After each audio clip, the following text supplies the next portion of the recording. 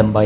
ឲ្យខ្លួនឯងមានអារម្មណ៍ល្អជៀសវាង stress អីហ្នឹងគឺយើងគួរតែធ្វើ exercise ឬថាពេលថ្ងៃខ្លះដែលយើងមានអារម្មណ៍ថាធុញទ្រាន់យើង stress អត់ដឹងធ្វើអីគួរតែហាត់ប្រាណលេងកីឡាអីចឹងទៅ pick some sport like វាយសី football volleyball ឬក៏ go to run ឬក៏ទៅ gym អីចឹងទៅតែខ្ញុំគិតថាអ្វីមួយដែលវាងាយស្រួលធ្វើបំផុតគឺ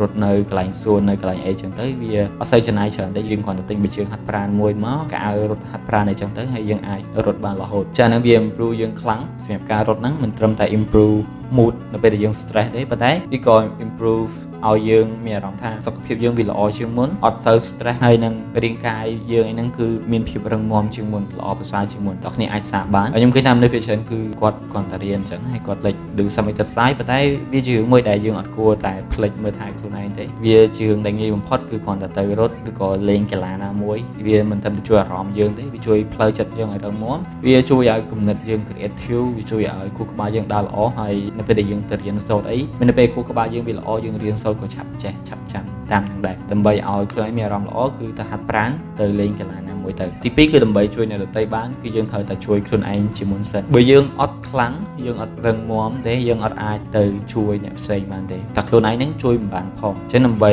ជួយអ្នកដទៃបាននៅថ្ងៃក្រោយចែកម្លែកអ្នកដទៃបាននៅថ្ងៃក្រោយលុះត្រាតែខ្លួនយើងនឹងគឺមានអីទៅចែកគេសិនចង់ជួយគេលុះត្រាតែយើងខ្លាំងយើងមានគោលចំហខ្លួនឯងសិនបើដឹងតែខ្លួនឯងខ្វះខាតចំណុចអីប្រឹងចំណុចហ្នឹងទៅ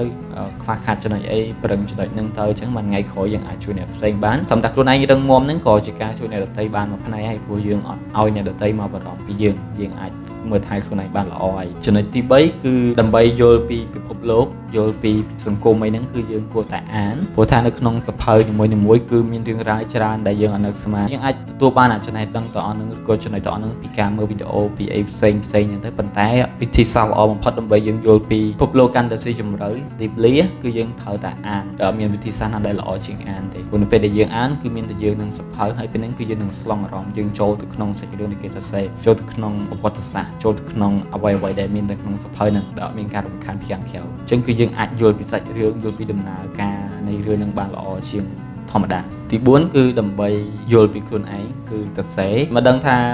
តើគ្នាមានទម្លាប់ក្នុងការសរសេរអត់ទេប៉ុន្តែខ្ញុំគិតថារឿងមួយដែលជួយយើងយល់ពីខ្លួនឯងបានច្បាស់សារពីខ្លួនឯងប្រចាំថ្ងៃបានល្អគឺមានតែការសរសេរទេហើយវាអាចជាការសរសេរ journal អាចសរសេរផុតកំណត់ហេតុឬក៏សរសេរអ្វីក៏បានដែរដែលយើងចង់សរសេរពីក្នុងថ្ងៃហ្នឹងអាចថាមានជាផើមកក្បាលមកហើយគ្រាន់តែកត់ប្រចាំថ្ងៃហ្នឹងមានអារម្មណ៍ខ្លះថ្ងៃហ្នឹងជួបរឿងអីខ្លះតើរឿងណាដែលយើង notice ហើយឬក៏ពេលខ្លះអាចថា note ឈ្មោះអ្នកដែលជួយយើងអាច note ឈ្មោះពួកគាត់ទុកទៅហើយ appreciate ដែលយើងអាច still alive នៅក្នុងថ្ងៃហ្នឹងដែលយើងបានជួបមនុស្សល្អៗឬក៏ដែល family យើងផ្ដល់អ្វីគ្រប់យ៉ាងឲ្យយើងមាននៅក្នុងថ្ងៃហ្នឹង appreciate all that thing ឬក៏មានចំណុចណាដែលជាចំណុចខ្វះខាតដែលយើងចង់បានឬក៏ថ្ងៃហ្នឹងយើងមាន idea ចង់ធ្វើអីមួយអាចសរសេរចូលក្នុងហ្នឹងបានឬក៏យើងចាប់ផ្ដើមដឹងថាយើងស្រឡាញ់រឿងណាយើងអត់ទុកចិត្តរឿងណាយើងចាប់ផ្ដើមស្វែងយល់ពីខ្លួនឯងតិចម្ដងចិត្តដើម្បី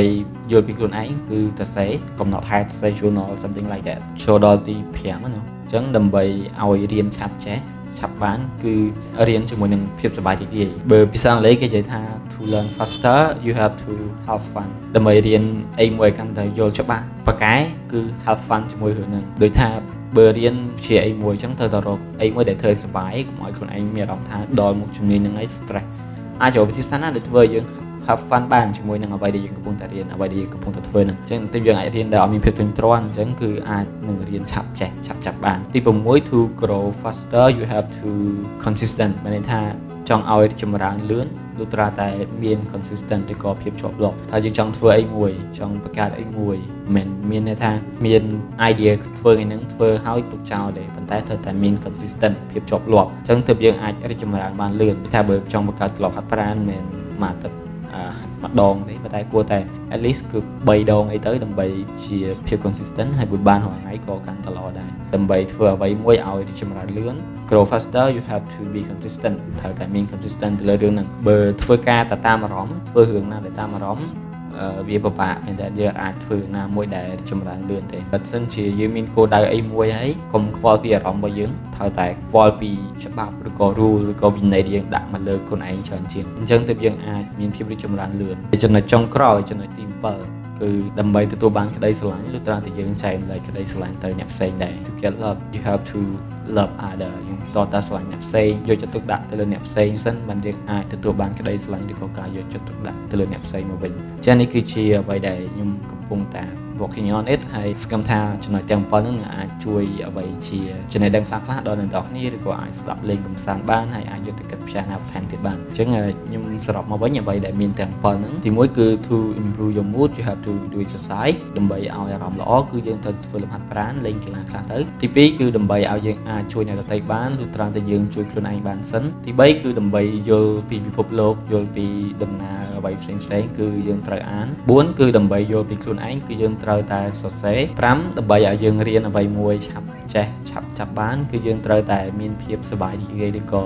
make fun on it 6ដើម្បីឲ្យរីកចម្រើនបានលឿនគឺយើងត្រូវតែមានភាពជាប់លាប់ឬក៏ consistent និងចំណុចចុងក្រោយទី7គឺដើម្បីទទួលបានក្តីស្រឡាញ់លុះត្រាតែយើងចេះស្រឡាញ់អ្នកដទៃវិញដែរអូខេអរគុណបាយបាយ